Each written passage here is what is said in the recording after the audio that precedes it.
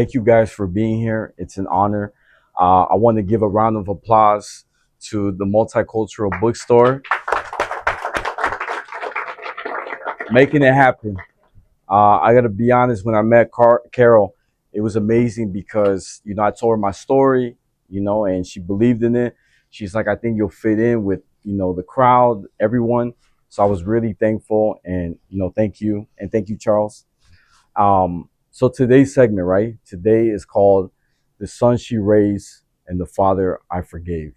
I feel like a lot, especially in the black and brown community, a lot of kids are grown up without both parents or maybe by just a single parent. And I feel like we're all searching, right? We're all trying to find that emptiness, fill it in. And I said, you know what? I feel like my story could like reach them, right? And I want to let's go back when I was 2. My parents got divorced. My father actually had an affair and he left my mom for my babysitter, who was my mom's best friend. It was crazy because growing up, I thought maybe something was wrong with me. Maybe they're not together because they had a son or they had a kid. So there was a lot of things was going in my head. And I wanted to build this relationship with my father. I still loved him, right? He made me. And my father was really big into martial arts.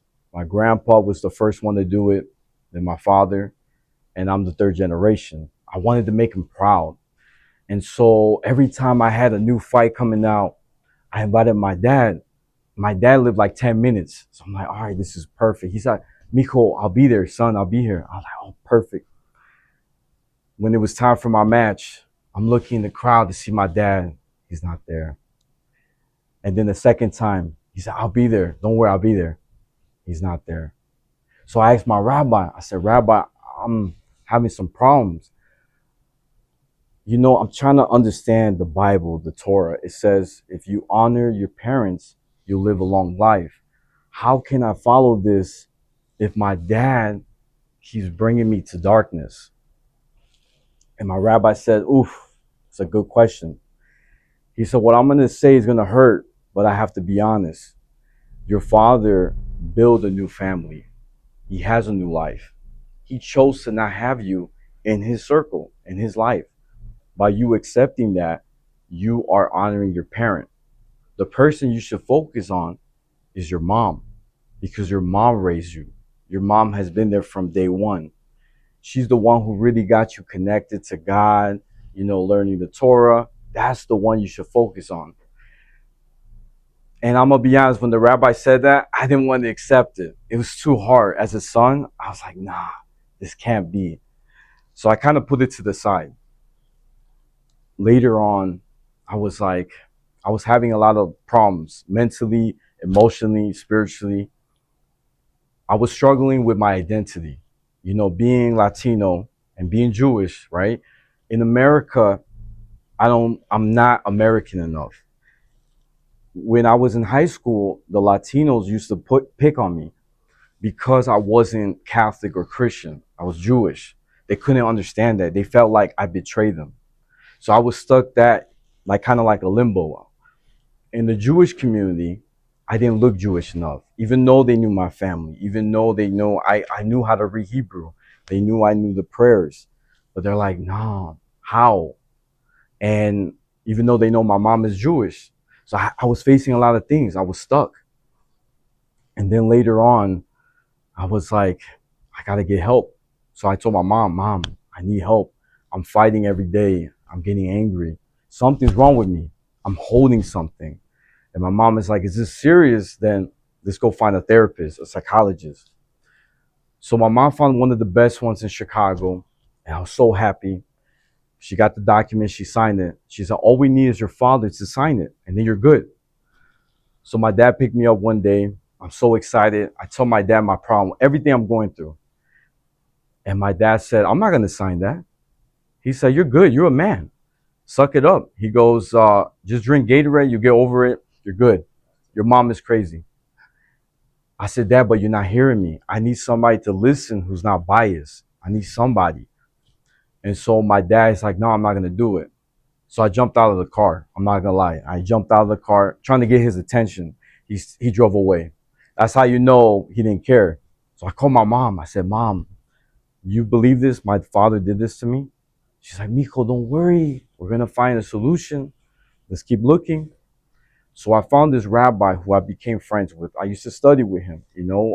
I used to go there, learn Torah. Anytime I had a question, I went to him. He was a different rabbi, not the one from earlier. And his background was psychology. So I was like, this is perfect.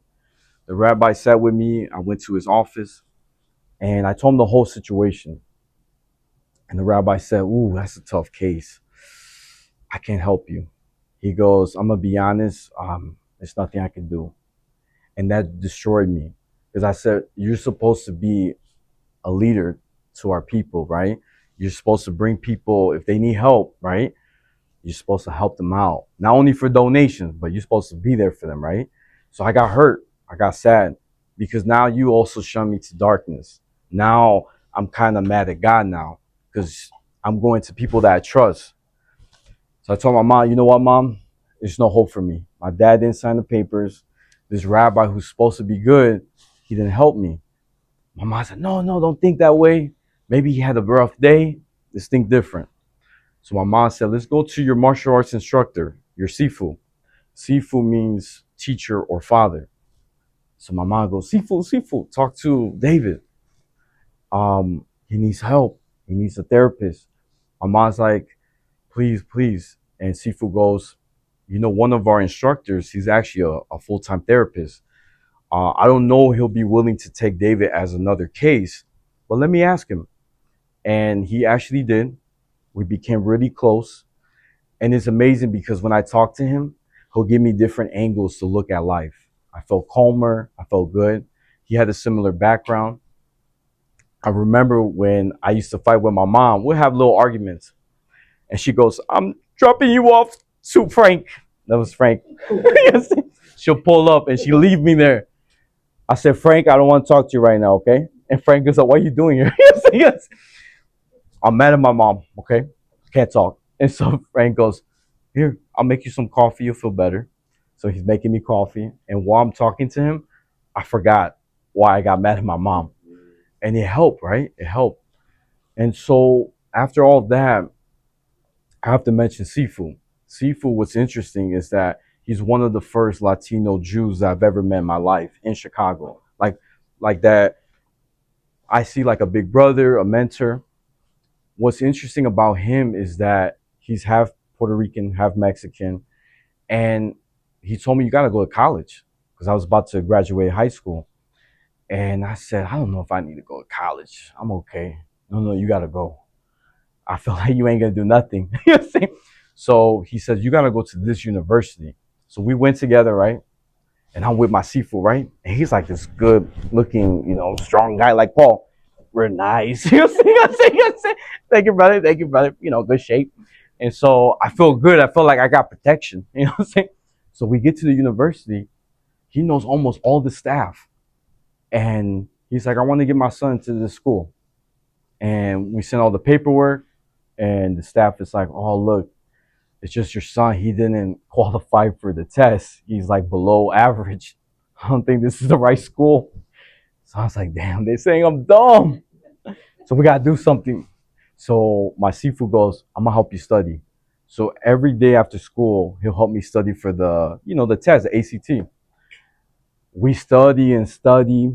And eventually I actually score higher than I thought. I got enrolled. And at the same time, he helped me get scholarships. He knew the people, the connection. But it was nice that he was willing to help. Now, a little fast forward, during Thanksgiving, I was a little older, like maybe 15. I saw my father, and there's a beautiful table. They got food. And I had a little argument with my stepmom. She was like, you're a bad son. You should spend more time with your father. I said, I am trying. I took my father out last week to his favorite restaurant. We got to eat and talk. I said, right, Dad? And my dad goes, I don't remember. I don't think that was true. I said, Dad, you're supposed to have my back. He goes, no, I don't remember. The fact that you lied in front of your wife shows me you're not an honest person. So during that Thanksgiving, before everyone was served, I left the house. I never saw my dad after that. I got older. I moved to Vegas, 2020. This is during the pandemic, and it was the hardest time for me. But something in my heart told me I should go see my father and see how he's doing. I booked a one-way ticket. When I got in the plane, I'm not lying, there was nobody next to me. I was probably one and another person in the plane. Very quiet. I get to Chicago and I said, Mom, I'm gonna call my dad. I'm gonna go see him. I called my dad on speaker. You ready for this? My favorite word, hold on to your seat. I called my dad. Hello? I said, hey dad, it's me. David. David who? I go, your son. Wow, you sound different. I said, yeah, it's been 15 years. I'm not going to sound the same. He said, well, look, the reason why I'm calling is because I want to see you and I want to see how you're doing. So my dad picks me up and me, I'm so excited. I feel like a kid again. I put some nice dress pants, a nice button down shirt. I took a shower. I got to look good. So I get there. I see my dad and my dad lost weight. He used to be a little bigger, and he lost weight. And I give him a hug. He's a little taller than me, just a little bit. Even though we hugged and I didn't feel anything, it was still nice. I got to see him. And when we got to sit down in the car, we're drinking our coffee. This was my moment to have a closure, to share everything I was holding, everything I was feeling. I have to let it out. So I said, Dad, I'm going to be honest with you. It's sad that you pushed me away so much. And all the people that inspired me, my rabbi, my sifu, they helped me become the person I am today. They helped raise me. It's like that saying says, it takes a village to raise a child. They're the ones that really did their part. I wish you did. And I said, it's sad that when I used to go to your condo, your house, you had a guest room and you made me sleep in the couch. You never let me stay in the room, which I never understood. I said something I learned from my mom from hospitality. She always says, the best hospitality is giving your guests the best. Give them a place to sleep, a room. Make sure they feel like a king or queen, like royalties. Then they'll do the same when you go over, you know? I said, Dad, you never did that. And he's listening. And then I told him, Dad, I don't know about you. I don't know if you know this, but one of my biggest, I guess, hobbies is I collect Chucky, the doll, and the collectibles. And my dad goes, you sound crazy. He goes, that's diabolic. He goes, you're going to hell. I said, thank you. They got barbecue every day. You know what I'm saying? I can't wait to have steak. You know what I'm saying? So I told my dad, look, I'm be honest, my rabbi says okay. He said, as long as that I don't worship it and I don't get scared at night, I'm okay. So I'm gonna keep it. So I said, Dad, but you want to really know why I hold on to these dolls or collectibles? He goes, why? I said, the last time we went out together, we went to see a movie, and it was The Seed of Chucky, which is one of the worst franchise of Chucky. I didn't like it, but we went to see it. And your words, your own words, you said this. This is the last film we'll watch together. And it became a reality. And I said, from that, I learned that words are powerful. The reason why I collect these Chucky dolls, why I make skits, is because it helps me to remember the good time I had with you. That's why I hold on to it. And so all this happening, right? We build a relationship again. I started calling my dad. My grandpa got really sick in Texas and he went to the hospital. So I went to go see him. I messaged my dad. I said, Dad, can you send me the address to my grandpa? I want to go see him. No response. I called. No response. So I said, how am I going to find my dad in Texas? I'm already here. So I looked up my grandpa's name. It popped up. I forgot he had a body shop slash like a kind of like a dealership. He sold cars one side and he had a whole body shop. And I was like, whoa, I'm going to go there. So I pull up, so excited. Now, let me give you a little backstory. My grandpa, I love him a lot. He did everything I wish my dad did. Took me to baseball games. He, spent a lot of time with me, talked to me. That's how I remember him. I never fought with him. He loved me a lot. So when I saw this minivan pull up in his job, I said, I think that's my grandpa. So I see my grandpa opens the door. I'm excited. I go, Grandpa! And I'm about to give him a hug. He said, Miko, son, I can't. I said, what happened? I said, maybe it's a symptom. I let it slide. So I said, look, Grandpa, I brought you some gifts, some cookies, and I brought you like some pastry. I don't want it. So he looks at his wife. Honey, you want it? No, I'm good. You take care, okay? And he drove away. And I was shocked that my grandpa did that. And I was heartbroken, you know? So I called my therapist, right? And I said, why is this happening? Why did he do that? He's never done that.